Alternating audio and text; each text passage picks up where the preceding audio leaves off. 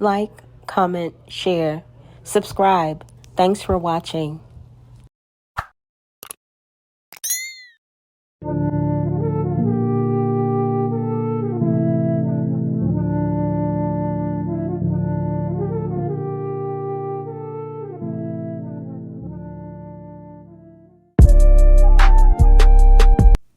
All right, y'all, it's your girl Medea, and I am coming to you with a new case.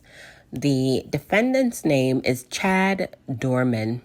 32-year-old is accused of aggravated murder, 3 counts, for murdering his 3 sons, ages 7, 4, and 3 years old. Chad actually admitted to planning the killing. He confessed to police that one of his sons actually got away and ran into the fields, and he caught him and brought him back to the house and killed him along with the other 2 boys.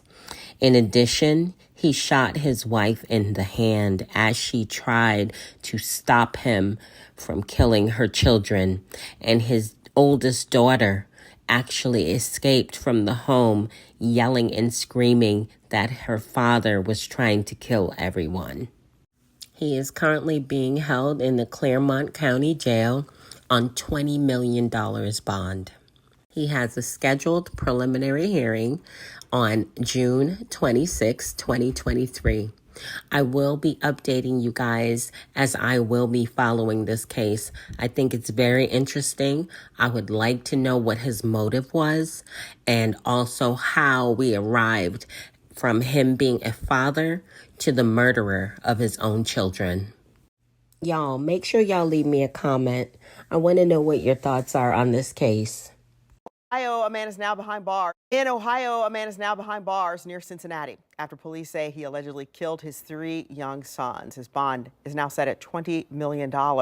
This happened at their home in Claremont County, which is east of Cincinnati, after 4 o'clock yesterday afternoon. Police say they found the father holding a weapon and the children unresponsive at the house. The mother was also shot, but is now recovering in the hospital. Stand up now! Stand up! Stand up! EMS is staged and air carriers are going to go ahead and fly whenever any units can advise. Get your hands out here. 72. Come 21. Send the air. You see there, Dorman did not resist once law enforcement got to the scene. He was sitting on the front porch with that rifle nearby and had little to say as he was taken to the cruiser. Claremont County prosecutors say Dorman admitted that he executed his 3 boys one by one. 23 CRA 1975.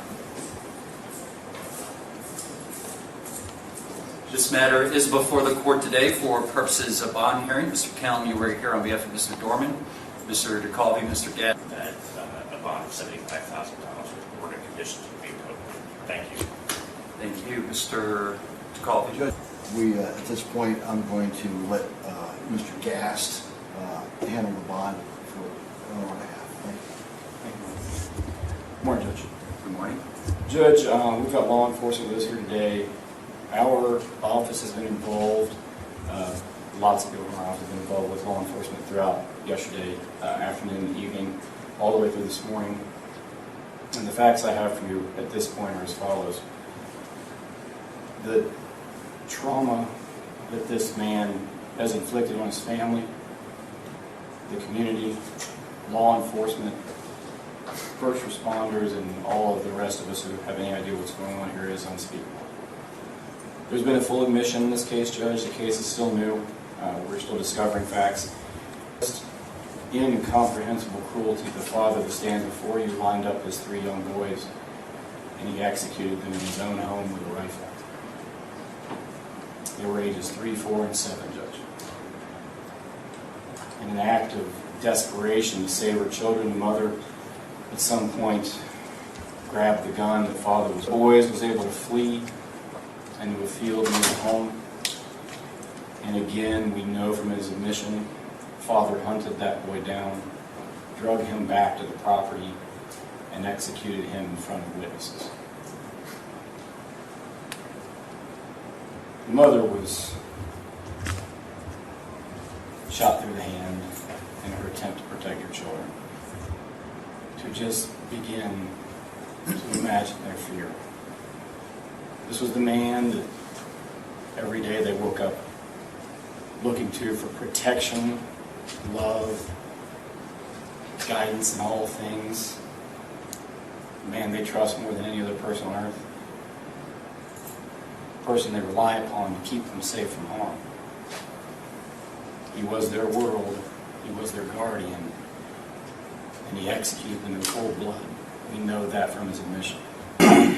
One of the most monstrous, craven, cowardly acts that will ever be our misfortune to see. To make things even more disturbing, Judge, this was no haphazard act. Again, by his own admission, he planned the act on a whim. He's confessed to what I believe is the worst crime, at least I hope, that I'll see in my lifetime. I hope it's the worst fact pattern that ever comes before this court. Judge, it's important for the court to know, and Monroe Township Fire and EMS and other first responders bravely respond to the scene where they don't know what's going on. They did not know what they're facing, and they come into a scene that no one can ever be prepared for. No law enforcement training, no training of any kind prepares you for this. It's easy to forget that these are men and women with families, children, feelings, emotions. They're not some automaton performing a delegated function. They're people. 10-year-old children. They held these boys in their arms, knowing there was nothing they could do to save them. How long do those scars last? What day do you wake up from that and did he have access to a weapon? Yes, obviously he did. The weight of the evidence against the defendant at this point, Judge, we stand here with a full admission of the defendant. That also goes to the confirmation of the defendant's identity, and witnesses on scene did see at least part of what happened. Next, the court is to consider the likelihood this person would return the court if a bond were issued. Again, this is the most heinous crime with the most severe penalty under the law that we presented to the grand jury. That alone would be a major factor in discouraging a person from availing themselves to this court or any other. And the thought to flee and the likelihood of flight is great in the state's opinion.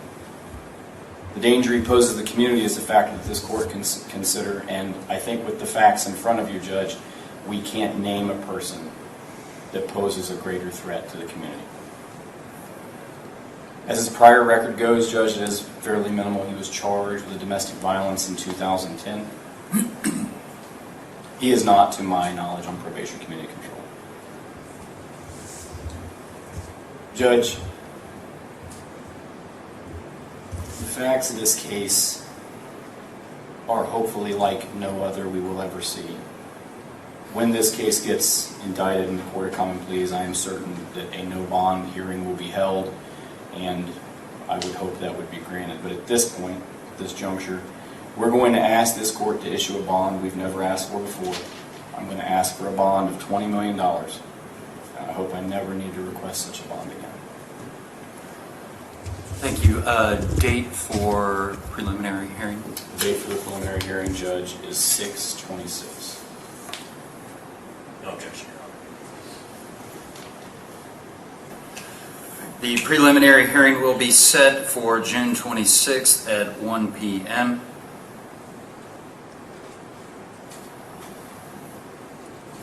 At this point in time, bond's going to be set in the amount of $20 million cash or surety.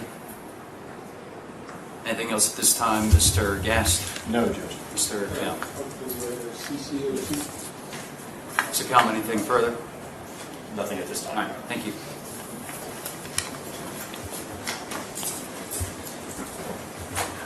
All rise.